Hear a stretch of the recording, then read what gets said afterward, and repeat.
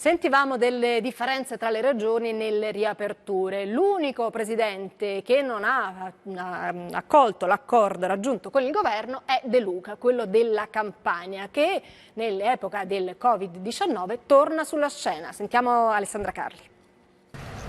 Ristoranti e pub in Campania sono ancora chiusi, si riparte giovedì. Il governatore De Luca lo ha detto chiaro e tondo ieri in TV che la Campania l'intesa non l'ha firmata, anche se ad essere precisi di un parere si tratta e non di una firma. Di distinguo in distinguo il governatore prosegue dritto per la sua strada e conquista la scena, di certo quella social. C'è qualche imbecille in Campania che ha fatto questa osservazione, ma abbiamo realizzato posti di terapia intensiva, ma non sono occupati.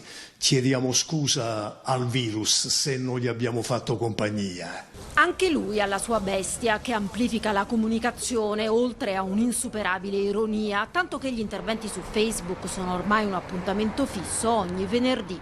Dall'invito a fare le pastiere in casa alle mascherine di Banni il Coniglietto, De Luca dispensa consigli e agli imitatori fornisce sempre un ricco repertorio. Non dovete immaginare che vadano a fare footing, le immagini della pubblicità televisiva, no? Le belle ragazze toniche con i fuso aderenti. Io ho trovato vecchi cinghialoni della mia età.